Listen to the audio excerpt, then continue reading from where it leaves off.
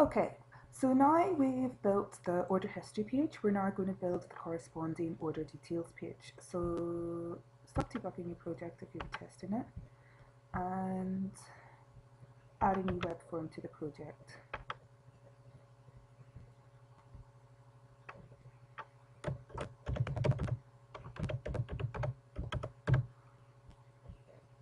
Call it order details or something similar.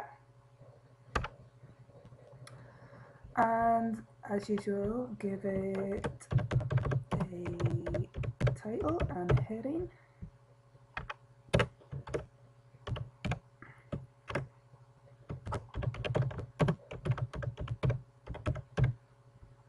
Again, we are going to, I might just do in source, add a SQL data source and a grid view to the page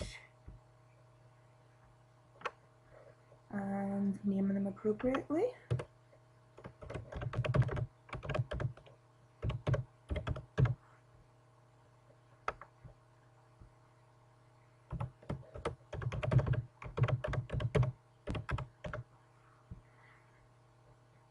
Okay, now let's go into Design View and configure our data source first of all. Choose your connection string,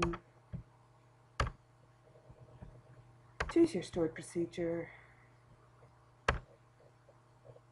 which is going to be order details. Get order details.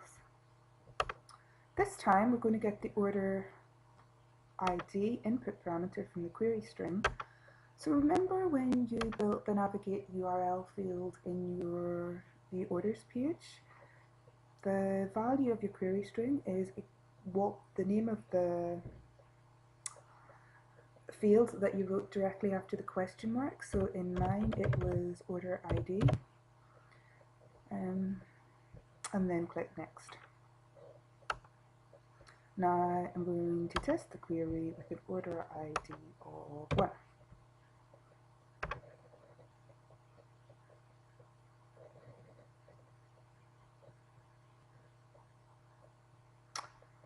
And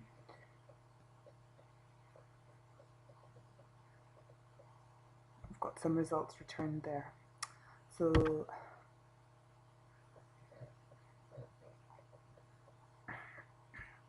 that's good, that looks like it worked. If you're not sure of what you called your query string parameter, just go back into view orders, look in your grid view in the edit columns field under the hyperlink. It's the value here directly after the question mark in your data navigate URL format. Okay, so the next thing, go back to the order details page, is to configure your grid view. And firstly, we're going to set the data source. And we don't really need to do much more here. As you can see, we have everything here. One thing we might want to do is go in and make sure that the price is formatted as a currency. So again, it's open the curly brackets, put in the 0, the semicolon, C, close the curly brackets. Oh, I've made a mistake. What did I do?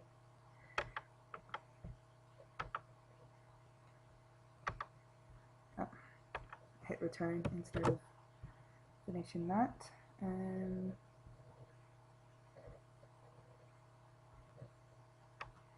And then if you go into your source, you might want to change your headers so it looks a bit nicer. So data field, product, ID,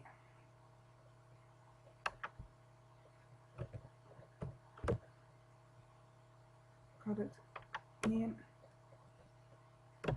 product price, quantity,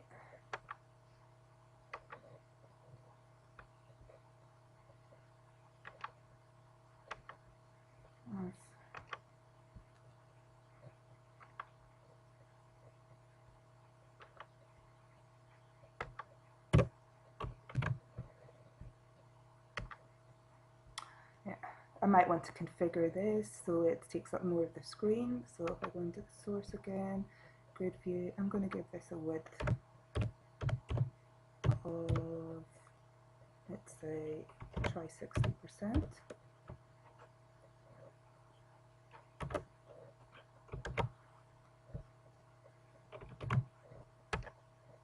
That looks a bit better now.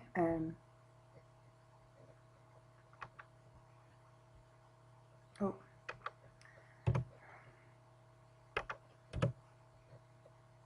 I changed the data fields instead of the header text.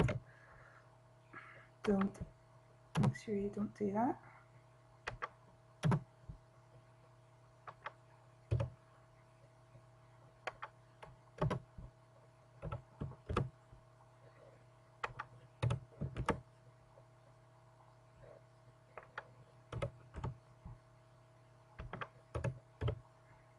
And now if we look,